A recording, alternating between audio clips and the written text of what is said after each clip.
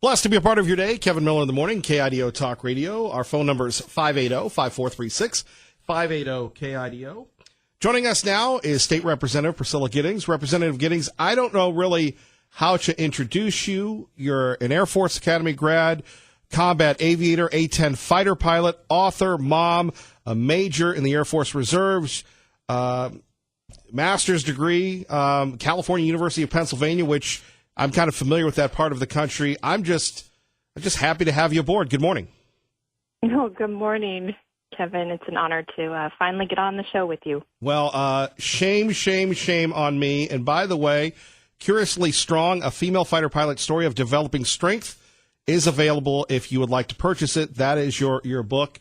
And if you had to grade, and by the way, we've been a big fan of yours for years, so we don't want to get you in too much trouble, but what type of grade would you give the current legislative session, ma'am? Let's go with an F+. Oh, my goodness gracious.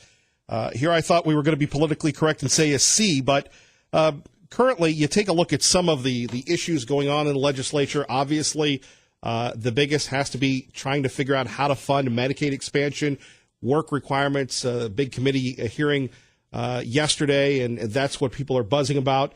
Your view from the inside, what's going on funding Medicaid expansion that we're not hearing about when we watch television or listen to the radio? So the legislative session is winding down. We're having their sine die party tonight, but expecting it to wrap up here in the next week to 10 days. So frustration is boiling over, I would say, on all fronts. Specifically with funding Medicaid expansion, I think you are hearing most of what is going on.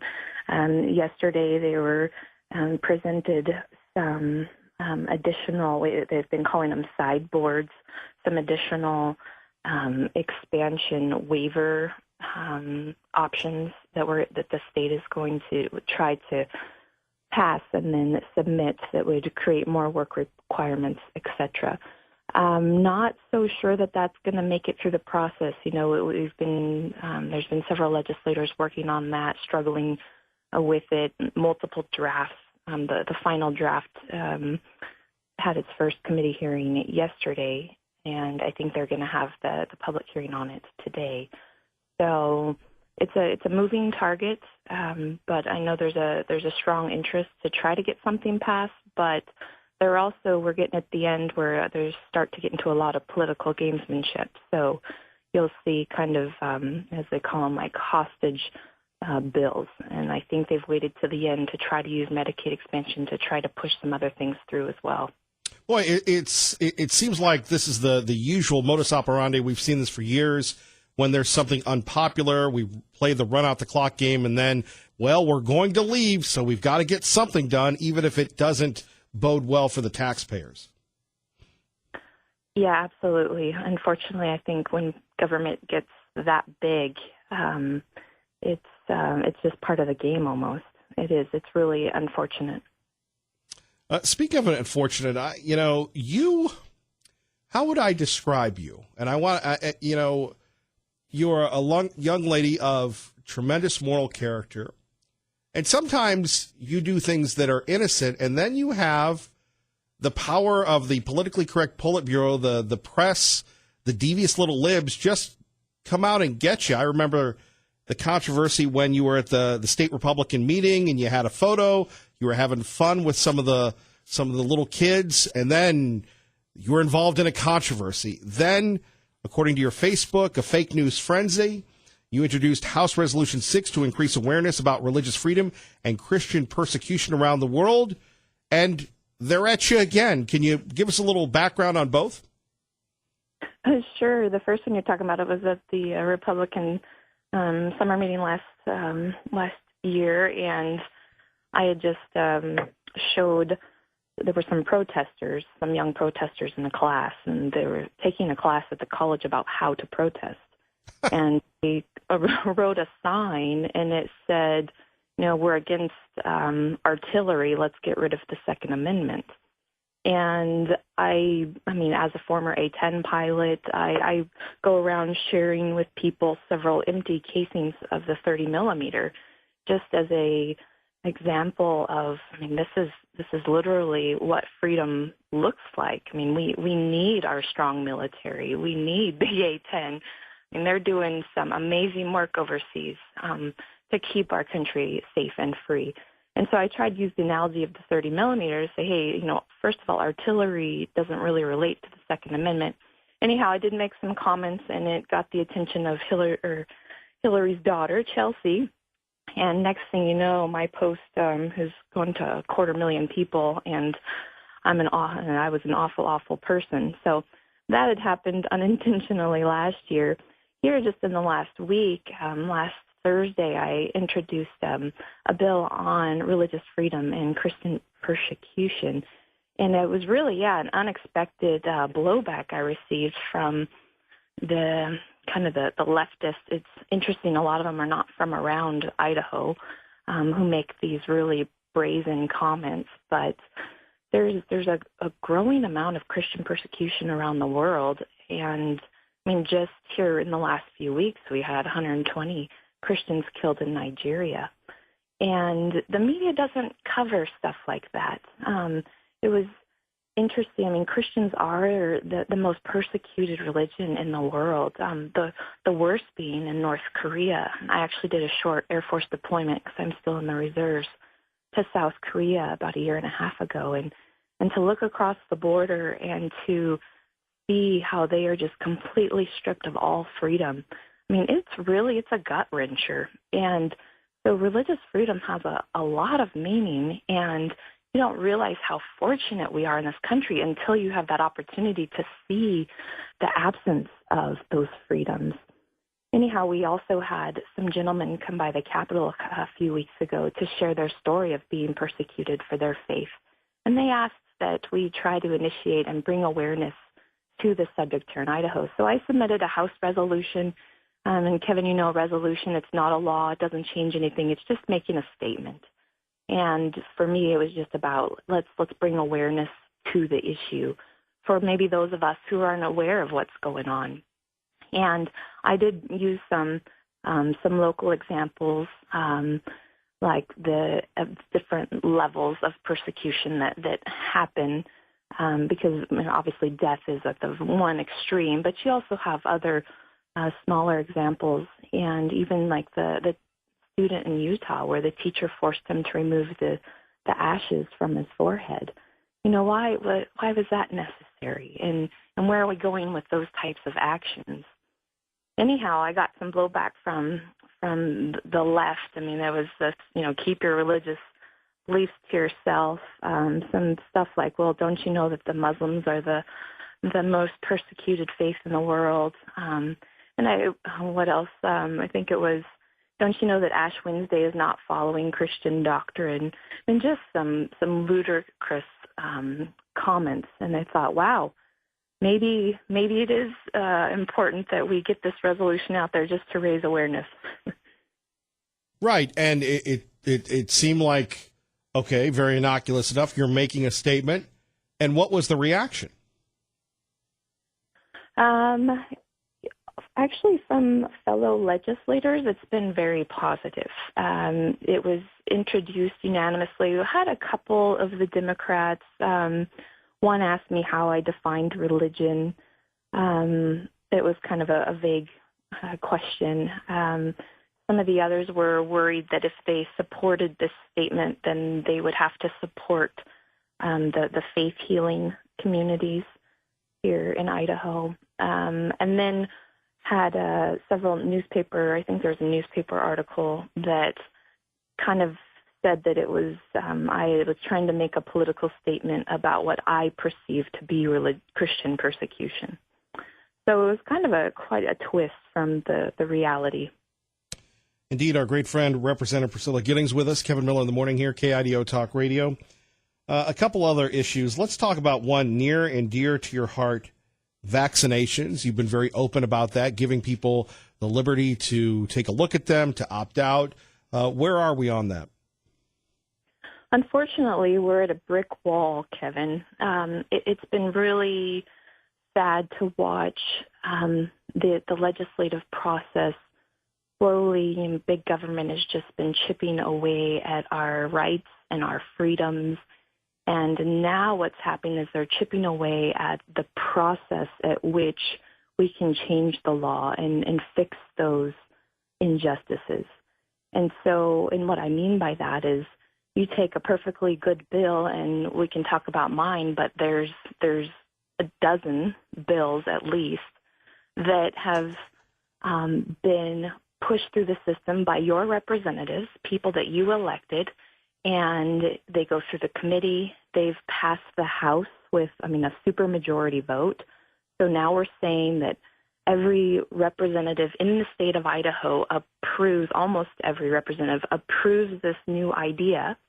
And now it's getting over to the other chamber, so in this case the Senate. And you've got one person who's saying, well, you know what, I don't think that's a good idea, so I'm going to stop this bill from moving through the process. So they've essentially taken on this power, this veto power that only the governor should have, and saying, okay, it's dead here. And that's what's happened with the vaccination bill. And really, I hate to call it a vaccination bill. It is near and dear to my heart. It's not necessarily about whether or not you agree or disagree with vaccinations, because it's a very hot topic. It's a sensitive topic. It's a personal topic, because when you get something injected into your body, there's a lot of ramifications with that. There's a lot of new Americans coming in that it's totally against their religion to have, some of these products that are in these vaccinations to be forced into their bodies. And so it creates a lot of questions about just the concept of freedom, your personal freedom. Should you have the freedom to decide? And then it gets into your parental rights. Should you as a parent be able to decide? And so what we had happening is that there is a law that says, hey, school-age children should get the vaccines. But there's also this other section of code that says, but there's these different exemption options, whether it's through a doctor or you as a parent just want to literally on a napkin write a note to the school nurse saying, I exempt my child from these vaccinations. That's literally all a parent has to do.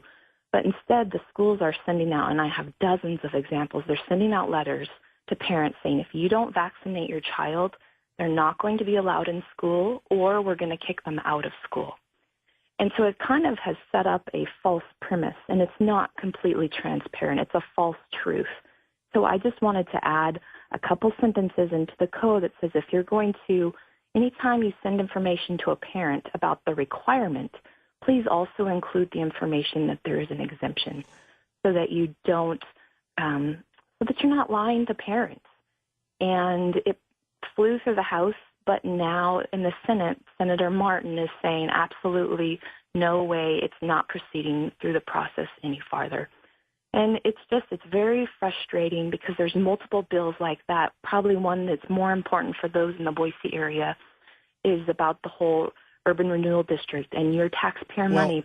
Representative Giddings, let me not cut you off. Can you hang on for a minute? Okay.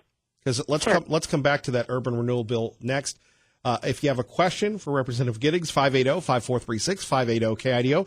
Kevin Miller, KIDO Talk Radio. Kevin Miller in the morning, KIDO Talk Radio. State Representative Priscilla Giddings with us as we move along. So which is more challenging, being in the Idaho legislature or being deployed as an A-10 combat pilot? I wasn't actually deployed in the A-10, but being deployed overseas, flying overseas, I would say that was probably more challenging physically and mentally, and maybe not nearly so frustrating as being in the legislature. Let's expand on that for a second. You're used to a hierarchy. You're a major in the Air Force Reserves. You understand chain of command. You understand process. How is the process in the military different from the process of being a public servant, of being of being a legislator? Do they mix? Are they the same or totally different? Yeah, wow. I could probably write a book on it. Oh, boy. I would say completely different. It was funny. I had a not so famous reporter ask me that my first year. Said, "Well, you're used to the chain of command. Just get used to it. That's the way the legislature runs." And I had to say, "Man, I beg to differ. The military, we have rules, we have policies. They're written down. We know what we're expected of. There's a vision. There's a mission. There's goals along the way. There's communication." There's so many things, and you're working with your fellow soldier, sailor, or airman to get a job accomplished. And in the legislature, to me, it's not a chain of command because we were all equally elected by the same number of people. So we're all technically should be on a team working together towards a goal. Instead, it's more like a mushroom breeding ground. You only get your communication through the media, through the news. If you want to know what's going on, you've got to read the reporter's blog, and that's just really unfortunate. I mean, I was frustrated this last week because the caucus, which is the party, sent out a press release that we were all going to support a bill that hasn't even gone through the committee process yet, and they didn't get our approval. They didn't ask us for our opinion or get a vote on it. They just went out there and said, "Hey, 4 of us have decided that you're going to support this bill," and they ran the press release. I mean, that's not teamwork. That's not accomplishing a goal as an elected official. So very different. Well, let's get back to the idea of this urban renewal controversy. So it made it out of the House, and it's bogged down in the Senate. Because a lot of folks support the idea of letting folks vote on urban renewal projects. I know the mayor of Boise isn't a fan of it. I guess all the more reason why everybody is supportive of it. What we were talking about was how this whole process, legislative process, has really been hijacked by certain powers that be. And it's unfortunate because power has really kind of taken over the principles and these different concepts. And so there's a number of very controversial bills where the process has just been hijacked, and so they're not going to see the day of light. And that's where I think people should be jumping up and down on their senators' phones and emails. And so one specifically that we just had mentioned has to do with this urban renewal. And for those in the Valley, the reason that is such a hot topic is that the city of Boise, and you could explain it better than I can, but it basically said, "Hey, we want to use your property tax money to build a sports stadium." And there was no input from the people. I mean, if you're just going to use my money for something that I don't want it to be used for. And so several legislators tried to tweak the law just a little bit to say, hey, if you're going to use money for some of these specific projects like a multi-use sports stadium, you should get a vote from the people first because it's their money. They should be included in this decision matrix. So that bill flew through the House. I mean, it had 59 votes of 70. So strongly supported by all of your representatives throughout the state of Idaho. And now it's been hijacked, and it's sitting in Senator Lakey's shredder drawer, I call it, because he doesn't like it. I'm sure for special interest reasons. He's probably getting huge donor support from people who maybe want to build it without the people's voice. So that's another example. I mean, we can jump through several other examples where the process is being hijacked. But well, no, I have one more question for you, and we've run out of time, but we have to have you back. What's up with the hemp? Why are we, the House votes hemp legalization now? Now, me, I'm not down with the hemp, but tell me where I'm wrong, ma'am.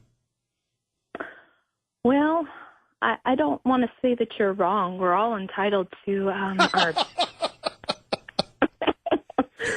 what in my district in North Idaho, we have a lot of farmers who want to grow it, and the interesting part is that it was included in the congressional 2018 Farm Bill that you could use hemp as in industrial ways. And so really, I mean, the way they've pitched it is there's already I think it's 48 states who are already on board. So, and the other state is I think passing legislation on it soon. So really, it was about kind of standardizing across the entire nation. And I think the standardization is somewhat important too, because as you know, we've got 3 truck drivers who were taking industrial hemp from one state, I think Oregon, to some other state in the east, and they got stopped by the police, and the police in Idaho didn't have a way to test whether or not, what the THC level is. They ran, I think they're running the tests now, but still, because hemp is not legal in some Idaho code, even though it is legal federally, we've got 3 young truck drivers. One kid, he's like 19 years old, and also because of mandatory sentencing for drug offenses, they're looking at 5 years jail time for something that doesn't even have like less than 0.03 THC. So it's being used for rope and clothes and all sorts of other stuff, and now they're going to do 5 years in jail. So I think there is some importance to trying to standardize across the country. Whether or not it's going to be a booming cash crop, I doubt it. But I don't know. I think I'm always curious to hear your thoughts. Well, I'm just not down with it, but I could go on and on. I'm out of time, but this is about you. Representative Giddings, we appreciate you. Thank you for taking time away from your family to be here in Boise to do the people's work. And thank you for your service, your continued service, both in the military and as a public servant. And we'd love to have you back. And my apologies for not getting you on sooner. Hey, no worries. You have an awesome day, Kevin. Thank you for what you do. Thank you, ma'am. Take care now. Bye-bye. Bye-bye. Boy, an outstanding report from conservative Representative Priscilla Giddings. Coming up next, hemp, should it become legal? The House says yes. What do you say? Kevin Miller, KIDO Talk Radio. Good morning, Maggie. Getting ready for your pro-hemp phone calls. How dare you? Hey, it's good old Kevin Miller in the morning, battling against hemp socialism and who knows what else every morning on KIDO Talk Radio right before Glenn Beck. We have a lot of newsmakers and a lot of political experts that we have on. Of course, we're so proud of our affiliation with the big Fox News, but rarely, and I think there's only one person that I know of that has her own theme song, her own intro, like a pro wrestler, and that would be Tanya J. Powers of Fox News Radio. Good morning. You know what? I will take that pro wrestler reference proudly. I'm fine with that. Ray Amaya must like you a lot because Jared Halpern and John Decker, they don't get their own intros. I'm just trying to, and by the way, I think the world of Ray. So it's mutual admiration society. But I'm trying to think of what Jared and John's entrance music should be. Well, something, we haven't gone that deep with them. I'm puzzled now, and I will come up with suggestions. Well, bless your heart. Thank you. That's what we need, more suggestions from people. We're always so receptive to taking direction around here. Yes, I know. That's what I said. Tanya J. Powers joining us, Fox News Radio. So a couple things going on, most notably, what's going on in Kansas? A lot of controversy over whether or not you're a citizen, proving it, voting, some sort of gibberish that you'll make sense of, thankfully, for your confused host here. Yes, I'm here to help you, Kevin. Bless you. Thank you. This is a situation. So for 3 years between 2013 and 2016, the law in Kansas was that you had to provide proof of citizenship before you could register to vote, okay? Then this was overturned. A lower court had overturned this law, saying, "Wait a minute, you can't do this." Now there is, it's gone now before the 10th Circuit Court of Appeals, a 3-judge panel of that court in Salt Lake City, and Kansas's Solicitor General says that this law needs to be reinstated, and says, "Well, yeah, there were problems with the way it was implemented, but we should be able to fix those now, and so we should do that again." The judge, one of the judges there, questioned the attorneys for the state and the plaintiffs who succeeded in getting this law overturned by the lower court, and pointed to the evidence that there are that this law, when it was in effect, kept about 30,000 people from actually being registered to vote, even though nearly all of them were citizens. So you see kind of the, Sure. the different sides of this whole thing. And of course, this is just one of the lawsuits over voter ID laws that have been enacted in several states. This is an ongoing kind of thing. But this is the particular case out of Kansas right now that they're arguing before this appeals court. Indeed, our great friend Tanya J. Powers joining us, Fox News Radio. Kevin Miller in the morning. Are you a bracket person at all?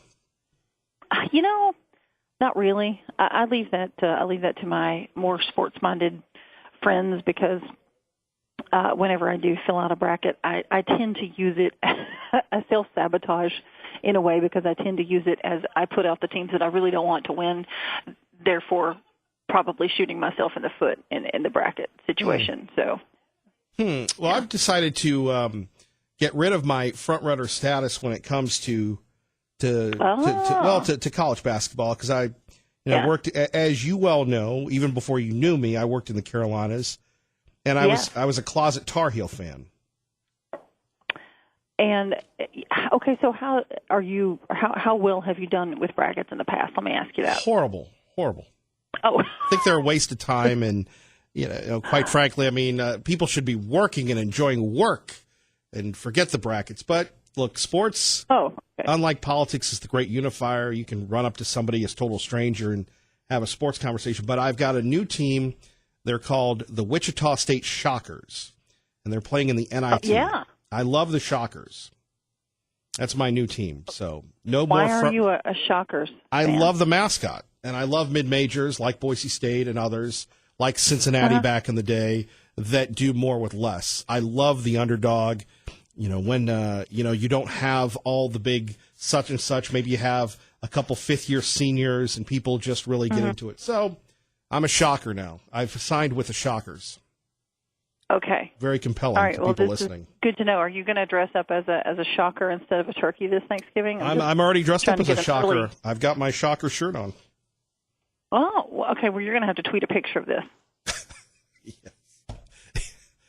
I'll just DM it to you. How about that? Okay. Finally, you live in Midtown Manhattan. You hang out with Bobby Axelrod and Billions and the Showtime series, and I'm sure you're going to have another cameo on that. What's New York's reaction to? I mean, you go to hang out with the socialites, so when you're having those martinis and stuff, is the impression of Donald Trump in New York different from what we perceive nationally? Well, the people here have they have seen his particular ways for way longer. And they've seen everything, twice here. So it doesn't surprise anybody, I don't think, what is going on. I don't think a lot of folks who've had the opinion of him that they've had up until now it didn't change when he was elected president. Not that I could see. Well, you did help launch his campaign.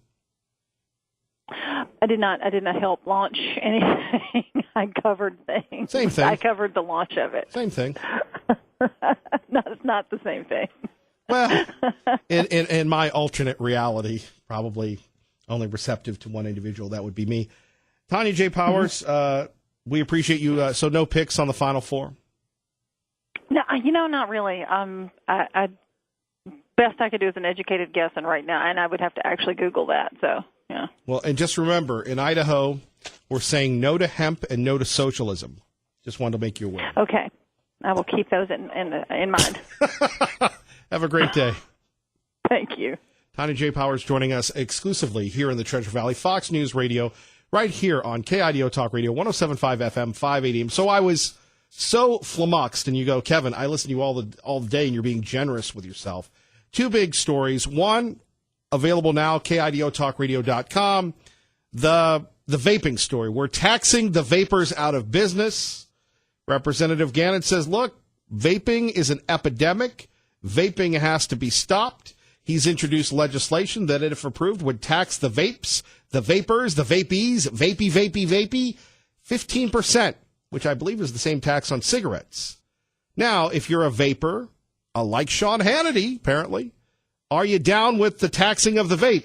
I'm thinking to myself, are we going to become so, desperate that we take a look at sin taxes. So beer, wine, cigarettes, vaping, fast food, that's been discussed. Ooh, that hits close to home, little buddy. Why not tax everything 15%? Of course, we are advocating the end and the repeal of the state's grocery tax. I don't think you tax your way out of financial instability to security. You'd have to ask Dave Ramsey about that. I digress. Let's reload, refurbish under Pro-Life. Pro-Life, good morning. You're on KIDO Talk Radio with Kevin Miller. Hello, Pro-Life. Hey, you're wrong about the hemp. By the way, not only are we stopping socialism, we're stopping hemp. Oh, geez, that's wrong. Socialism is communism. It's collective theft. It is really evil. Just say no to hemp, my brother. Come over and join the side of good, wholesomeness, and the guy shaped like a bell pepper. Well, would you rather have hemp underwear or plastic underwear? I particularly like the feel of plastic underwear. Yeah, they breathe real good. It washes easily. Look, I grew up in the era of polyester, so it doesn't faze me. Brother. Right. Well, why are you going there with underwear? Well, because when you use petrochemicals to make your fabrics, it isn't healthy. I mean, it isn't healthy for your body. It's just stupid.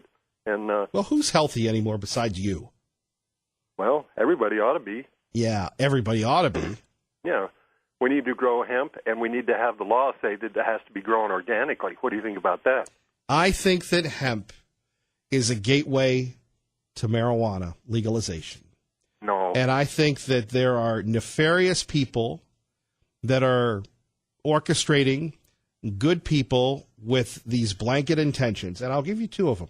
You've got a referendum because the Senate and the House won't pass any of the restrictions this year. We're going to see medical marijuana on the ballot because, well, organically we need to do it. No, you're going to have big money pot purveyors dumping a bunch of money to legalize the weed. And it'll start with medical marijuana. It'll start with hemp. And then we'll be a state of dope smokers. Pro-life, we have seen this movie before.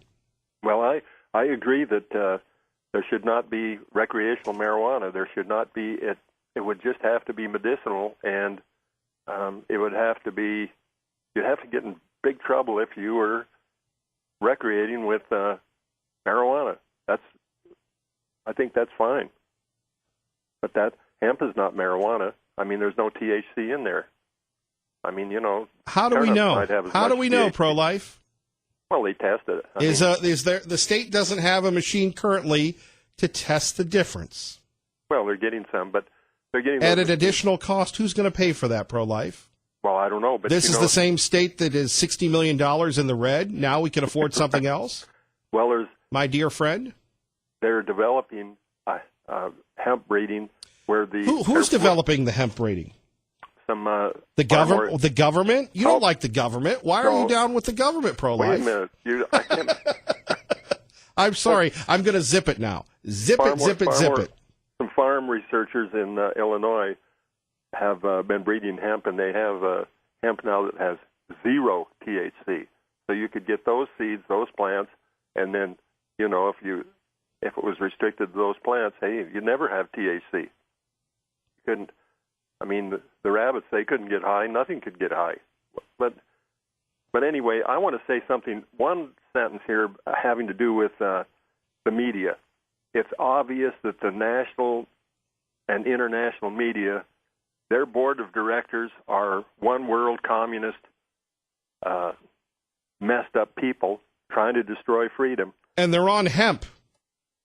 No, they're not on hemp. They're on pharmaceuticals of some kind. They're on heavy stuff. You know, they're so messed up that they think that they can overwhelm us now with all this media. And people need to wake up and not patronize those products. People need to wake up and listen to this program because we tell the truth. That's exactly right. Except about hemp, you know, we have different opinions. Look, I've got to run, but thank you. All right. God bless you. God bless you. Craig in Boise with Kevin Miller on KIDO Talk Radio. Good morning, Craig. Yeah, Kevin, I think you'd be wanting to wear hemp underwear if you watch the Netflix thing, A Plastic Ocean. How basically there's so much plastic in the ocean at this point, it's killing turtles and filter feeding animals and bringing a toxic sump, if you will, to the different areas as they concentrate. So well, I don't think it's me and my plastic underwear. I think it's those near-dwellers, those good doers that are drinking those the water with the plastic bottles that throw them everywhere. Well, you know me. I'm more of a libertarian type, but I think Sure. we should ban plastic straws, and I think we should take plastic lids from to-go cups and things like that, and, give it 3 days. Make it so it starts to dissolve in 3 days. If you haven't finished your to-go coffee in 3 days, you got issues. So, I'm a big fan of paper. I don't have an issue with that, of course. Well, yeah, take paper and compress it really hard. So, after 3 days, the fibers start to come apart. Yeah. There's solutions to these things. Well, what do you make of the hemp? Hemp isn't marijuana. Hemp is basically a fibrous plant. So it should be legalized. If it's not recreational marijuana, I have no problem with it. CBD oil, there have been some studies, which is the other component in marijuana at least, have been shown to help in seizures and things like that. That's not pot. That's not THC. So if that's medically proven to be valuable, then that's fine. But no, we don't need another Huntington parking lot in the state of Idaho, down at the mall or something. So.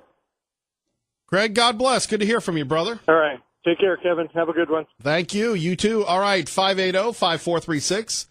Coming up next, why the House of Representatives is wrong to pass legalized hemp. Myself, the state prosecutors, state law enforcement say this is a bad idea. We'll tell you why, plus your calls. Join the conversation now. 580-5436, 580-KIDO.